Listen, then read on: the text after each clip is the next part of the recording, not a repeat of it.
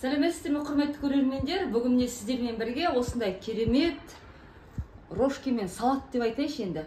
Дәмі дегендеріңіз тіл үйрет, қолда бар заттардан жасалады, өте оңай, жеңіл және тез жасалады.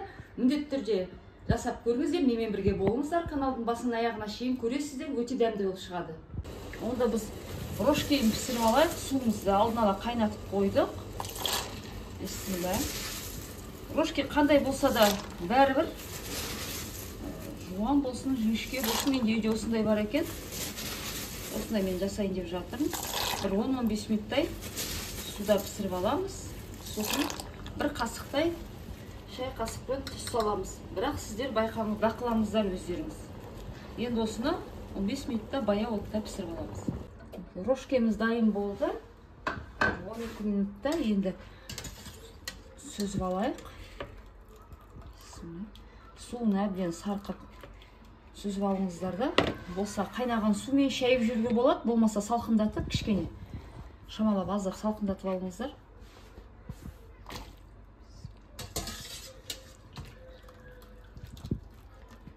Неке біз рожкемізді пісіріп алдық. Енді менде де көк жуа жоқ екен. Көк жуа болмағандықтан мен жусай салып жатырмын.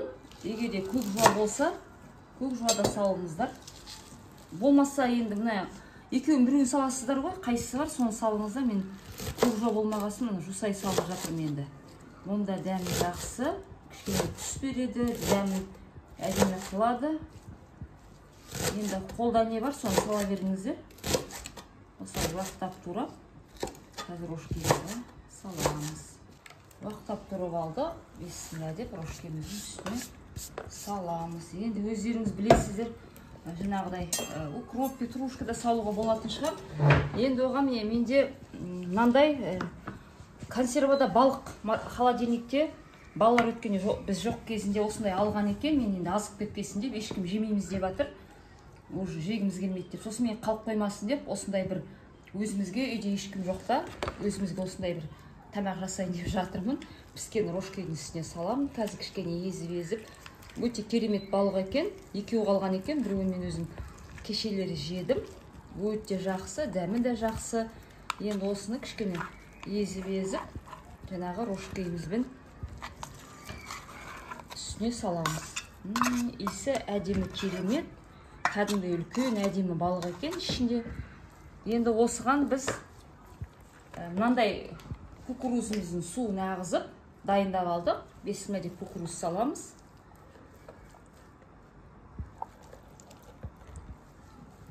Араластырып алайық.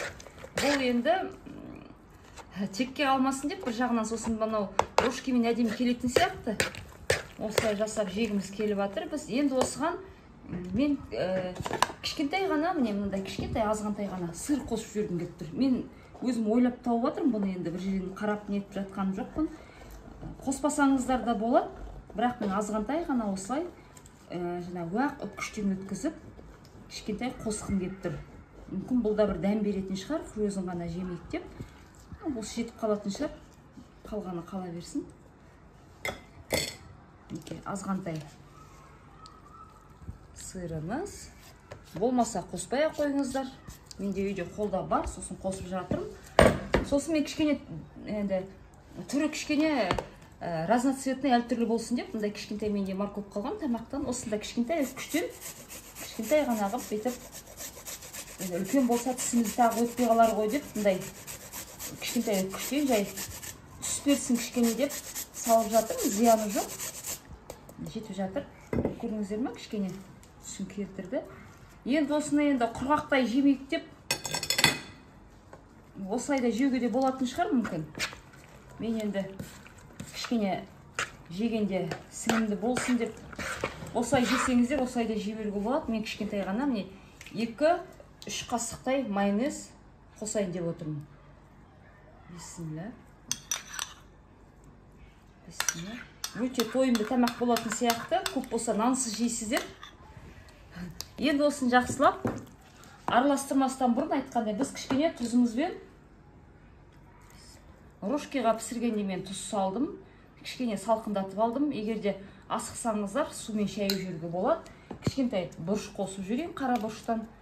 Бұл енді салат сияқты бола ма, тамақ сияқты бола ма, әйтеуір енді осыны қазір жасап жейтін боламыз. Тойымды тез дайындалады. Тойымды тез дайындалады, оңай. Енді қолда бар заттар, жаңағы балық маған өте ұнап қалды. Сосын текке қалмасын деп, жаңа рожкиді суға пісірдік та, міне үйде көк жуа болсын, ақ жуа болсын, әйтеуір сондай қолда не бар, мысалы укроп петрушка бола ма, барлығын араластырып, осындай жеңіл тез жасалатын осындай бір тағамда жасауға болады. Ол еттен жей бермей, тауық еті, сиырдың етін жеп болды. Енді біз енді осындай бір өзімізге деп бір-екі ғана адамбыз, үйде болса жасап көріп жатырмын. Міне қараңыздаршы, өте керемет. Ал көрермендер, дегустациясын өзім жасаймын. Маған ұнап жатыр. Жасағанда жаңа өзім жеп көргем, өте керемет шықты. Мен асабай рожки онша ұната қоймаймын негізі. Бірақ мынау балықпен жусайды қосқанда, арасына мынау азғантай кукуруз қосқанда бір әдемі тәттілік, дәм беретін сияқты. Өте керемет екен. Міндетті түрде жасап көріңіздер. Неге дегустациясын өзім қуана-қуана жасап жатырмын. Жаңа бір жеп дәмін татып алғам. Бисмиллахиррахманиррахим.